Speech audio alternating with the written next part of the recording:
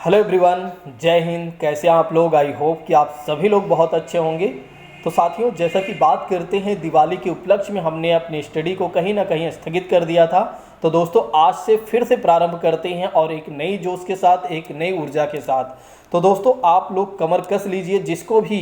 जिसको भी सीटेट निकाला है इसी वर्ष, निश्चित तौर पर वो तैयार हो जाए हमारे साथ। और दिसंबर तक मैं गारंटी लेता हूं कि जो छात्र हमारे साथ लगातार जुड़े रहेंगे और लगातार हमारी क्लासेज को देखते रहेंगे, उनका सिलेक्शन 100% होगा। ठीक है, चाहे वो सीडीपी की बात करें, चाहे वो एनवायरनमेंट की बात करें, या हिंदी की पेडागोजी की बात करें। 3 विषय मैं आपकी इतने बेहतर करा दूंगा कि आप एग्जाम में जब बैठेंगे तो अपने आप को बिल्कुल फ्री फील महसूस करेंगे। इसके पहले वाली क्लास में हमने आपको बताया था पक्षियों से संबंधित, कौवे के पक्षियों से संबंधित प्रश्नों के बारे में, और जिसमें हमने आपको बताया था कौवे के बारे में। कौवे के बारे में आप जरूर ध्यान रखिएगा। कौवा जो है भूटान का राष्ट्रीय पक्षी है, इसके बारे में हमने आपको बताया था। और कौवा जो अपनी घोंसला बनाता है वो पेड़ों की ऊंची डाल पर बनाता है, ये भी हमने आपको बताया था। तो जो लोग नए हैं वे क्या करें, पिछली क्लास को जरूर देख लें। बहुत बड़ी क्लास नहीं है, मात्र 10 मिनट की वो क्लास है, उसको जरूर देख लें। तभी इस क्लास को देखें तो उन्हें और अच्छे से समझ में आ जाएगा। लेकिन आइए प्रारंभ करते हैं अब बिना किसी और बात की चर्चा करते हुए। जैसा कि बात करते हैं, आज का जो हमारा टॉपिक है दोस्तों, वो है कोयल के बारे में। आइए समझते हैं कोयल के बारे में अच्छे से। हाँ, जो लोग नए हैं पहले एक काम कर लें, चैनल को सब्सक्राइब कर लें। और जो लोग पुराने हैं वे क्या करें, सबसे पहले दूसरों को भी शेयर कर दें, ताकि क्लास को देखने में उनको किसी भी प्रकार की कोई डिस्टर्बेंस बीच में ना हो। तो जल्दी से वे शेयर कर दें दूसरों को, जो लोग भी उनके जानने में हैं, जो लोग भी उनको पहचानते हैं, और जो लोग भी इस वर्ष चयन होना चाहते हैं सीटेट में, उनको जरूर शेयर कर दें। उन्हें बताएं कि टेट वाली क्लास पर चलिए, जहां पर प्रवीण सर पढ़ा रहे हैं और बहुत अच्छे तरीके से सीडीपी और एनवायरनमेंट और हिंदी की पेडागोजी। तो आइए प्रारंभ करते हैं बिना किसी और बात की चर्चा करते हुए। जैसा कि बात करते हैं, आज हम बात करेंगे कोयल के बारे में। कोयल जो है अपना घोंसला नहीं बनाती है, जो कि हमने आपको पहले ही बताया है। जब कौवा वाला चैप्टर में आपको पढ़ा रहा था तो उसी समय हमने आपको बताया था कि कोयल जो है अपना घोंसला नहीं बनाती हैं, यह अपने अंडे कौवे के ही घोंसले में देती हैं, जो कि हमें पहले से ही पता है। तो कि कोयल जो है अपने अंडे किसके घोंसले में देती हैं, कौवे के घोंसले में अपने अंडे देती हैं। अगर आपके एग्जाम में पूछा जाता है कि कौन सा पक्षी है जो कौवे के घोंसले में अंडा देती है, तो ध्यान रखिएगा, कोयल को भूलिएगा नहीं। नेक्स्ट बात करते हैं कोयल के बारे में। यदि हम बात करते हैं तो कोयल या कोकिल जो है कुक्कू कुल का पक्षी है। अगर आपके एग्जाम में ये भी पूछा जाता है किस कुल का पक्षी है, तो आप बता दीजिएगा कुक्कू कुल का पक्षी है। इसका वैज्ञानिक नेम क्या है दोस्तों? तो इसका वैज्ञानिक नेम है यूडाइनेमिस स्क्लोपेकस। ठीक है, यूडाइनेमिस और स्क्लोपेकस इसका वैज्ञानिक नेम है, वैसे ये आएगा नहीं। नेक्स्ट बात करते हैं, नर कोयल जो है नीलापन के लिए काला होता है। ध्यान रखिएगा, नर कोयल जो है नीलापन के लिए काला होता है। नेक्स्ट बात करते हैं, यानी कि जो नर कोयल होता है वो नीला होता है और जिसके वजह से वो काला दिखाई देता है। और मादा जो है वो तीतर की तरह किस तरह से होता है, चितकबरी होता है, यानी कि धब्बेदार चितकबरी होता है। तो अगर आपके एग्जाम में यह प्रश्न पूछा जाता है कि जो नर कोयल होता है वो किस लिए काला होता है, किस लिए ब्लैक होता है, तो आप बता दीजिएगा उसका जो कलर होता है थोड़ा से देखने में नीलापन लगता है और इसके वजह से उसका जो कलर होता है वो काला होता है। तो ध्यान रखिएगा, नर कोयल किसके वजह से काला दिखाई देता है, तो अपने नीलापन की वजह से क्या होता है, काला दिखाई देता है। और मादा कोयल के बारे में पूछा जाता है तो किस तरह से दिखाई देता है या किस तरह से उसका कलर होता है, तो धब्बेदार चितकबरी होता है। कैसे होता है? धब्बेदार चितकबरी होता है। नेक्स्ट बात करते हैं, नर कोयल ही क्या करता है, गाना गाता है। अगर आपके एग्जाम में ये भी प्रश्न पूछा जाता है कि नर कोयल गाता है या मादा कोयल गाती है, तो ध्यान रखिएगा नर कोयल ही गाना गाता है। नर कोयल क्या करता है, गाना गाता है। नेक्स्ट बात करते हैं, उसकी आंखें लाल व पंख जो होते हैं पंख के पीछे लंबे होते हैं। जैसे कि आप देख सकते हैं यहाँ पर कोयल की जो आंखें हैं वो क्या है, लाल है, और इसकी पंख के पीछे आप देखेंगे तो ये देखिए थोड़ा से बड़े, मतलब इसके जो पंख हैं वो काफ़ी बड़े हैं। ठीक है, तो आप ये देख सकते हैं। जैसा कि बात करते हैं नेक्स्ट चीज़ों के बारे में, क्या कहा जा रहा है यहाँ पर, फिर से क्या कहा जा रहा है, यहाँ पर कहा जा रहा है कि कोयल जो है अपना घोंसला नहीं बनाती हैं, यह दूसरे के पक्षियों यानी कि विशेषकर कौवे के घोंसलों में अंडे को गिरा देते हैं या अंडे को देती हैं, और जिसकी वजह से क्या होता है, इसके अंडे को कौन सहता है या कौन पालता है, तो कौवे ही पालते हैं। तो ध्यान रखिएगा, कोयल के बारे में इतनी जानकारियाँ जरूर याद रखिएगा। एक बार मैं रिवीजन करवा देता हूँ, फिर आगे बढ़ता हूँ। तो जैसा कि हमने आपको बताया कोयल के बारे में, कोयल जो है अपना घोंसला नहीं बनाती हैं, यह अपने अंडे कौवे के घोंसले में देती हैं। फिर हमने आपको बताया किस कुल का पक्षी है, तो कुक्कू कुल का पक्षी है, और इसका वैज्ञानिक नेम हमने आपको बताया था यूडाइनिमिस और स्क्लोपेकस, इसका जो वैज्ञानिक नेम है। फिर हमने आपको बताया था कि इसका जो कलर होता है, नर कोयल का जो कलर होता है वो कैसा होता है, काला होता है, और किसके वजह से होता है, नीलापन के वजह से। फिर हमने आपको बताया था जो मादा कोयल होती है या होती है तो वो किस कलर का होता है, धब्बेदार चितकबरी होता है। क्यों होता है, ठीक है, क्योंकि ये तीतर की तरह दिखाई देते हैं। नेक्स्ट बात करते हैं। फिर हमने आपको बताया कि कोयल के बारे में अगर देखा जाए तो इसकी जो आंखें होती हैं वो लाल होती हैं, और पंख जो होते हैं पीछे की ओर लंबे होते हैं। तो पंख जो होते हैं पीछे की ओर लंबे होते हैं, अभी हमने आपको बताया था। अगर आपके एग्जाम में यह प्रश्न पूछा जाता है कि उनकी आंखें कैसे होती हैं, कोयल की आंखें कैसे होती हैं, तो आप जरूर बता दीजिएगा, लाल आंखें होती हैं। नेक्स्ट बात करते हैं। फिर हमने आपको बताया इसके बारे में कि ये दूसरे पक्षियों जैसे कि विशेषकर कौवे के घोंसले में क्या करते हैं, अंडा देते हैं या अंडे को गिरा देते हैं, और जिसके वजह से क्या होता है, इनके बच्चे को कौन पालता है, तो इनके बच्चे को कौवा ही पालता है। नेक्स्ट बात करते हैं कोयल के बारे में अगर देखा जाए तो कोयल जो है सर्वाहारी जीवों के श्रेणी में आता है। आपके एग्जाम में ये भी पूछा जा सकता है कि कोयल किस में आता है, शाकाहारी, मांसाहारी या सर्वाहारी में। तो ध्यान रखिएगा, जो कोयल होता है, जो कोयल पक्षी होते हैं वो किस में आते हैं, सर्वाहारी में आते हैं, यानी कि सर्वाहारी के जीवों में या श्रेणी में शामिल किया जाता है या आते हैं। जैसे कि ये फल फूल भी खाते हैं, कंद मूल भी खाते हैं, और यहाँ तक कि अगर देखा जाए तो कीड़े मकोड़े भी खाते हैं। और इसकी वजह से क्या होता है कि कोयल जो होते हैं, कोयल जो पक्षी होते हैं वो किस में आते हैं, कोयल जो पक्षी होते हैं वो किस में आते हैं, ध्यान रखिएगा, सर्वाहारी में आते हैं। नेक्स्ट बात करते हैं कोयल के बारे में अगर देखा जाए तो इसकी जो आवाज़ होती है काफ़ी मीठी और प्यारी होती है, और इसकी आवाज़ को जो कोई भी सुनता है वो प्रसन्न हो जाता है, यानी कि उसका मन जो होता है, उसका जो हृदय होता है बिल्कुल प्रसन्न हो जाता है, मन को बड़ा ही सुकून मिलता है। और ये भी कहा गया है शकुन शास्त्र के अनुसार, यदि आप देखें तो आप सुबह सुबह कोयल की आवाज़ यदि आपको सुनाई देती है तो ये मान के चलिए एक न एक दिन आपको धन का लाभ जरूर मिल सकता है। यानी कि कहने का मतलब ये है कि अगर आप डेली एक तरीके से कोयल की आवाज़ सुबह सुबह सुनते हैं तो धन के लाभ का भी संकेत कहीं ना कहीं माना जाता है। अब ये ऐसा है या नहीं ये हमें नहीं पता है, लेकिन जो लिखा है मैंने आपको बता दिया है। अब आइए बात करते हैं गौरैया के बारे में।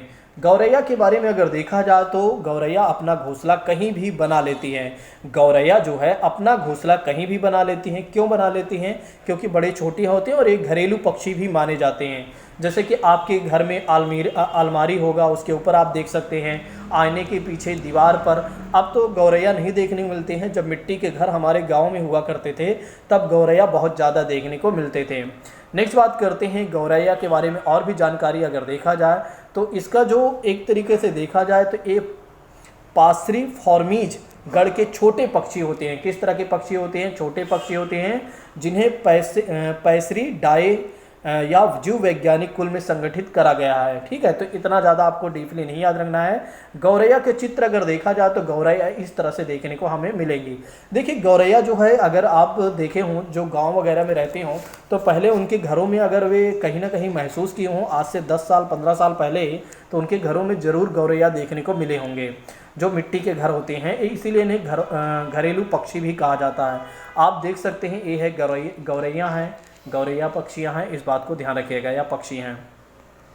चलिए नेक्स्ट बात करते हैं गौरैया के बारे में अगर देखा जाए तो विश्व गौरैया दिवस भी मनाया जाता है। ये हमारे एग्जाम में पूछा जा सकता है कि विश्व गौरैया दिवस कब से मनाया जाता है। तो 20 मार्च को मनाया जाता है। और कब से मनाया जाता है? 2010 से। अगर ये पूछा जाता है कि कब मनाया जाता है तो ध्यान रखिएगा 20 मार्च को मनाया जाता है। और कब से मनाया जा रहा है? तो 2010 से मनाया जा रहा है। नेक्स्ट बात करते हैं पिछले कुछ समय से गौरैयों की संख्या में कहीं ना कहीं कमी भी आई है। तो गौरैया की संख्या में अगर देखा जाए तो कहीं ना कहीं कमी भी आई है। तो गौरैया के बारे में हमने देखा दोस्तों, गौरैया के बारे में हमने जानकारी कलेक्ट किया। एक बार फिर से ऊपर से बता देता हूँ, फिर उसके बाद आगे बढ़ता हूँ। जैसा कि बात करते हैं, हमने आपको बताया और समझाया कि गौरैया जो है अपना घोंसला कहीं भी बना लेती हैं। ठीक है, तो कहीं भी बना लेती हैं क्योंकि अलमारी के ऊपर और आईने के पीछे या दीवारों के ऊपर। क्यों बना लेती हैं? क्योंकि ये घरेलू पक्षी माने जाते हैं, ये बात ध्यान रखिएगा, हमने आपको पहले ही बताया है। नेक्स्ट बात करते हैं यहाँ पर अगर देखा जाए गौरैया के बारे में, तो 2010 से क्या होता है, विश्व गौरैया दिवस मनाया जाने लगा है ताकि इनको संरक्षित किया जा सके, इनकी संख्या में बढ़ोतरी किया जा सके। तो 20 मार्च को ध्यान रखिएगा, 20 मार्च जब भी आएगा तब क्या होगा, विश्व गौरैया दिवस मनाया जाएगा। नेक्स्ट बात करते हैं, हर साल 20 मार्च को ही गौरैया दिवस मनाया जाता है। गौरैया जो है किसान प्रेमी होती है, ध्यान रखिएगा, ये जो पॉइंट है बहुत ही महत्वपूर्ण है। तो किसान का अगर प्रेमी अगर देखा जाए, जिस तरह से केचुआ जो होता है किसान का प्रेमी होता है या दोस्त होता है, उसी तरह से अगर देखा जाए तो गौरैया पक्षी भी जो होते हैं या होती हैं, वे भी किस में आते हैं, वे भी किसान के ही प्रेमी में आते हैं या किसान के मित्र माने जाते हैं। क्यों माने जाते हैं? क्योंकि यह फसलों में पाए जाने वाले कीटों को खत्म कर देती हैं। नेक्स्ट बात करते हैं, गौरैया चिड़िया का जो मुख्य भोजन है वो है अनाज है, फूल है और बीज है। तो ध्यान रखिएगा, इसका जो भोजन होता है अनाज होता है, फूल होते हैं, ठीक है, फूल वगैरह खाते हैं या बीज वगैरह खाते हैं, इस बात को ध्यान रखिएगा। चलिए अब आइए बात करते हैं कबूतर के बारे में। तो हमने आपको गौरैया के बारे में बहुत अच्छे समझा दिया, गौरैया पक्षी के बारे में। यदि आप नए हैं तो चैनल को सब्सक्राइब कर लीजिए, यदि आप पुराने हैं तो दूसरों को शेयर कर दीजिए। जो आपका दोस्त ना आया हो या ना आए हो उनको जल्दी से बताइए कि प्रवीण सर इस समय बहुत अच्छे तरीके से पढ़ा रहे हैं, और उन्हें बोलिए कि जल्दी से वे भी ज्वाइन हो जाए और इसको छोड़े ना, एक भी चीज़ मिस ना करें। कोई भी छात्र इस क्लास को मिस नहीं करेगा और बीच से छोड़कर नहीं जाएगा। चलिए बात करते हैं कबूतर के बारे में। तो कबूतर के बारे में अगर देखा जाए तो कबूतर भी गौरैया की तरह ही अपना घोंसला कहीं भी बना लेती हैं या बना लेते हैं। तो ध्यान रखिएगा, कबूतर भी गौरैया के जैसे ही हैं, कहीं भी घोंसला अपने बना लेते हैं, क्योंकि इन्हें भी घरेलू पक्षी कहा जाता है या घरेलू एक तरीके से कह सकते हैं बर्ड्स कहा जाता है, क्योंकि ये पुराने मकानों या खंडरों में अपना क्या करते हैं, अपना आवास बना लेते हैं, यानी कि अपना घोंसला बना लेते हैं। आइए समझते हैं एक बार अच्छे से समझते हैं इसके बारे में। जैसे कि बात करते हैं, आप देख सकते हैं कबूतर को, ए रहा कबूतर, आप देख सकते हैं कबूतर को, ठीक है, ए रहा कबूतर, आप देख सकते हैं, इसे घरेलू पक्षी भी कहा जाता है, जो कि हमने पहले ही बता दिया है। तो कबूतर जो है एक सुंदर पक्षी है जो पूरी दुनिया में पाया जाता है। तो ध्यान रखिएगा, कबूतर जो है पूरी दुनिया में पाए जाने वाला एक सुंदर पक्षी है। इस पक्षी के भी चोंच होती हैं, जो कि हम जानते ही हैं। 2 पंख होते हैं जो उड़ने में सहायक करते हैं या सहायता करते हैं।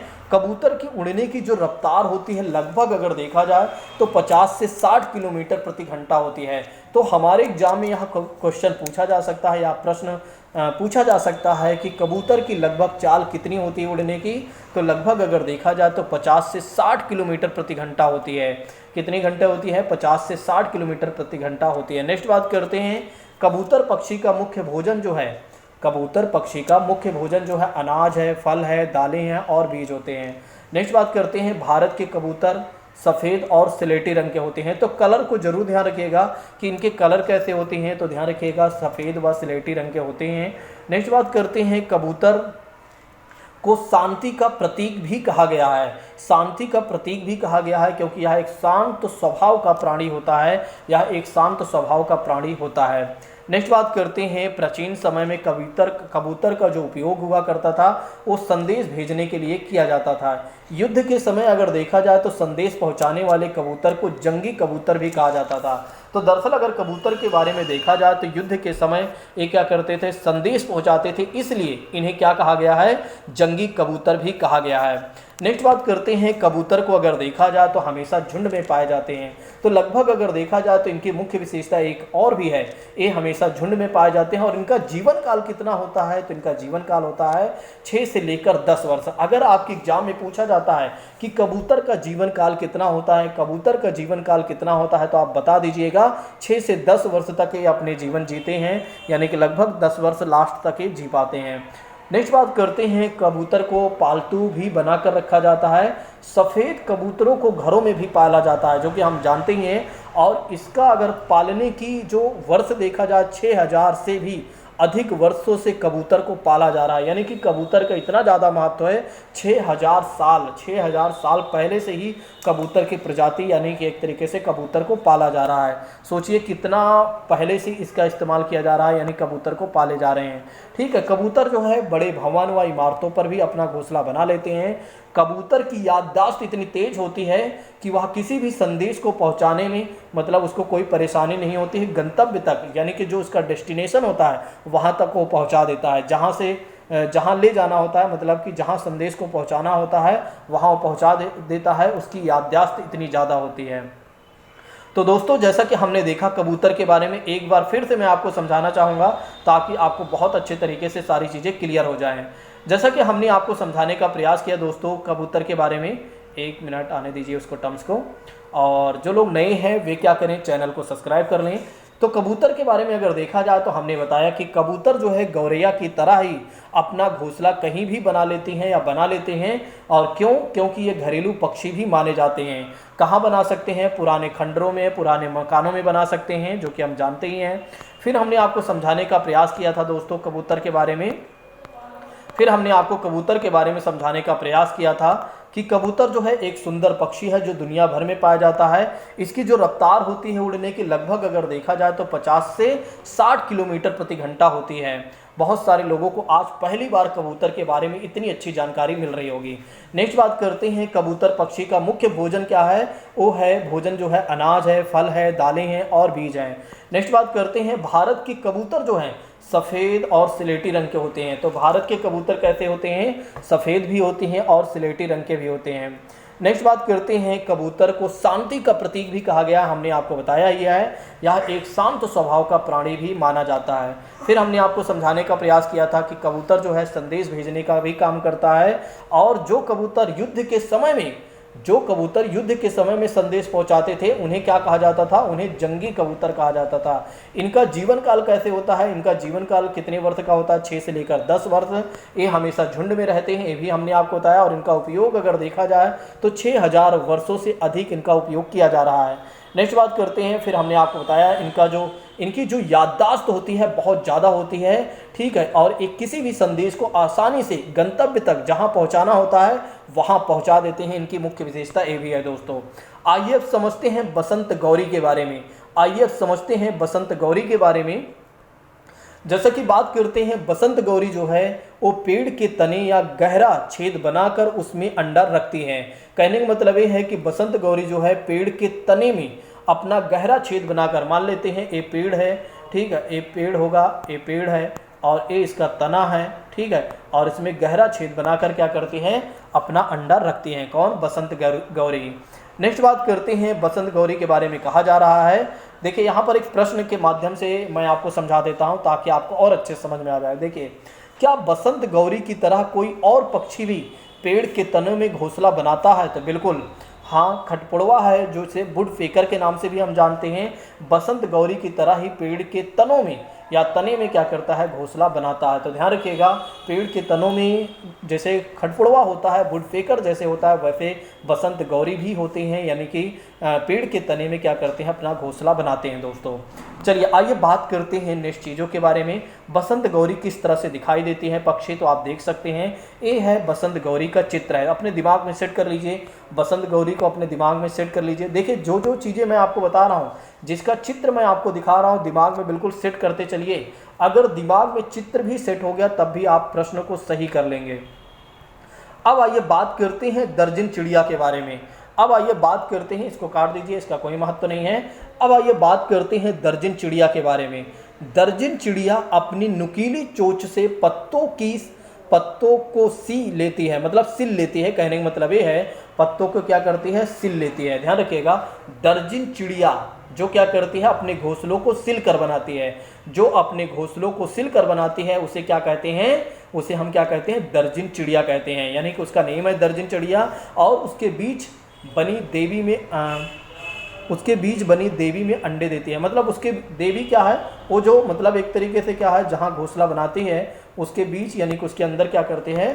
देवी उसे कहा गया है शायद, ठीक है, उसमें अंडा देती है। इस बात को ध्यान रखिएगा। चलिए नेक्स्ट बात करते हैं दर्जन चिड़िया के बारे में। अगर देखा जाए ये आप देख सकते हैं, ए है दर्जन चिड़िया, दिमाग में सेट कर लीजिए। ए है दर्जन चिड़िया और इसके चोंच के ऊपर आप देख रहे हैं यहाँ पर एक ब्राउन कलर का भी है, ठीक है, तो इसको भी आप समझ सकते हैं। नमस्ते भैया। नेक्स्ट बात करते हैं, आइए समझते हैं दर्जन चिड़िया के बारे में। इसे अंग्रेजी में टेलर बर्ड भी कहा जाता है। इसे अंग्रेजी में क्या कहा जाता है? टेलर बर्ड भी कहा जाता है, इस बात को भी ध्यान रखिएगा। आइए समझते हैं दर्जन चिड़िया के बारे में अन्य बातों में, यानी कि अन्य चीज़ें आइए देखते हैं। जो लोग नए हैं वे क्या करें, चैनल को सब्सक्राइब कर लें। कुछ लोग होंगे जो थोड़ा से सोने का उनका मन कर रहा होगा, वे सोच रहे होंगे क्लास को छोड़ देते हैं, कल देख लेंगे, लेकिन जब मैंने आपसे कहा है कि कल कभी नहीं आता है, और अगर आपने ये सोचा कि कल हम ऐसा कर लेंगे, तो आपने देखा कि पिछली कितनी क्लासेस शेयर कर दी गई हैं, क्या उसको आपने कल कर लिया? नहीं कर पाए। अगर उसी दिन देख लेते तो आपके दिमाग में जो ये बोझ है वो कम हो जाता। बिल्कुल एक एक चीज़ों को पढ़ते चलिए, क्योंकि अब आपके पास बिल्कुल भी समय नहीं है। आप ज़्यादा से ज़्यादा लोगों तक शेयर करते चलिए, हमारी बातों को साझा करते चलिए कि प्रवीण सर टेट वाली क्लास पर बहुत अच्छे तरीके से एक एक चीज़ों को पढ़ा रहे हैं। जैसा कि बात करते हैं, दर्जन पक्षी जो है ज़्यादातर जंगलों, खुले मैदानों और बगीचों में पाया जाता है। तो दर्जन पक्षी जो है ज़्यादातर जंगलों में पाया जाता है, खुले मैदानों में पाया जाता है और बगीचों में पाया जाता है। नेक्स्ट बात करते हैं, यह पक्षी पेड़ों पर ही रहना पसंद करते हैं। देखिए दर्जन पक्षी जो हैं वे ज़्यादातर पेड़ों पर ही रहना पसंद करते हैं। यह पक्षी जो हैं कई समय से ही मतलब कई समय बाद ही, मतलब थोड़ा ज़्यादा समय होने के बाद ही ये ज़मीन पर आते हैं। कहने का मतलब ये है कि बहुत कम ही एक तरीके से ज़मीन पर आते हैं, ज़्यादातर क्या होता है, पेड़ों पर ही रहते हैं। नेक्स्ट बात करते हैं, दर्जन पक्षी जो है विश्व भर में, दर्जन पक्षी की जो विश्व भर में अगर देखा जाए तो 9 प्रकार की प्रजातियां पाई जाती हैं। यानी कि कितनी प्रजातियां पाई जाती हैं? 9 प्रजातियां पाई जाती हैं। नेक्स्ट बात करते हैं, अब हम बात करते हैं कि दर्जन पक्षी का वैज्ञानिक नेम के बारे में, यानी कि इसका वैज्ञानिक नेम क्या है?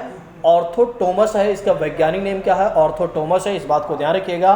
नेक्स्ट बात करते हैं, दर्जन पक्षी एशिया के उष्णकटिबंधीय क्षेत्रों में ज़्यादातर पाए जाते हैं। दर्जन पक्षी जो है एशिया के उष्णकटिबंधीय क्षेत्रों में ज़्यादातर पाए जाते हैं। दर्जन पक्षी के पंख छोटे और गोलेकार होते हैं, इस बात को भी ध्यान रखिएगा। दर्जन पक्षी के जो पंख होते हैं वे छोटे होते हैं और गोलाकार होते हैं। पूंछ जो होती हैं छोटी और मजबूत भी होती हैं। इस पक्षी की चोंच जो होती है लंबी और घुमावदार भी होती हैं। नेक्स्ट बात करते हैं, दर्जन पक्षी के सिर का जो रंग होता है ज़्यादातर भूरा और लाल होता है, जो कि अभी हमने आपको बताया था। इनके सिर पर जो रंग होता है या भूरा होता है या तो लाल होता है, इस बात को ध्यान रखिएगा, ठीक है, भूलिएगा नहीं। देखिए दर्जन पक्षी के बारे में हमने आपको सब कुछ बता दिया, अब इसमें कुछ नहीं बचा है, ठीक है, दर्जन पक्षी के बारे में। चलिए नेक्स्ट बात कर लेते हैं, दर्जन पक्षी के शरीर की रंग की बात करें तो इस पक्षी के शरीर का ऊपरी हिस्सा हरा होता है। इसका ऊपरी हिस्सा जो होता है थोड़ा सा हरा होता है और निचला हिस्सा पीला या सफ़ेद होता है। तो एक बार हम देख ही लेते हैं इसका ऊपरी हिस्सा कैसा है, ठीक है। बिल्कुल इसका ऊपरी हिस्सा जो है एक तरीके से हरा है और नीचे आप देखेंगे तो फिर आपको पीला भी दिखाई देगा। तो जैसे कि बात करते हैं, हमने दर्जन पक्षी के बारे में बहुत अच्छे तरीके से जानकारियाँ कलेक्ट कर लिया है। अब मुझे नहीं लगता, ये देखिए या तो पीला होगा या तो सफ़ेद होगा। तो वहाँ पर आपने देखा था पीला तो नहीं देखा था, लेकिन सफ़ेद आपने देखा था, ठीक है। इसके नीचे अगर आप देख रहे हैं तो ये है सफ़ेद, आप देख सकते हैं, हो सकता है पीला भी थोड़ा हो, ठीक है, लेकिन यहाँ पर सफ़ेद ही दिखाई दे रहा है, ठीक। चलिए हमने आपको दर्जन चिड़िया के बारे में आज समझा दिया है और अन्य चीज़ों के बारे में भी हमने आपको बता दिया है। बाकी के बारे में बाकी चीज़ें और भी हैं जो कि हम कल देखेंगे। शक्कर खोरा के बारे में, कैसोर बरी के बारे में, और भी कुछ चिड़ियाँ हैं, कुछ पक्षियाँ हैं जिनके बारे में हम कल देखेंगे। यदि आप लोगों को मेरी बातें अच्छी लगी हों या मेरे पढ़ाने का तरीका अच्छा लगा हो या मैंने जो कंटेंट आपके साथ शेयर किया हो वो अच्छा लगा हो, तो आप लोग ज़रूर कमेंट करिएगा। आपके कमेंट का हमें बहुत ज़्यादा इंतज़ार रहेगा और आपके कमेंट को हम रिप्लाई भी करेंगे। देखते हैं कि कौन छात्र सबसे पहले कमेंट करता है। बाकी के लिए थैंक यू सो मच। जय हिंद दोस्तों, take care all of you. हम मिलते हैं कल फिर।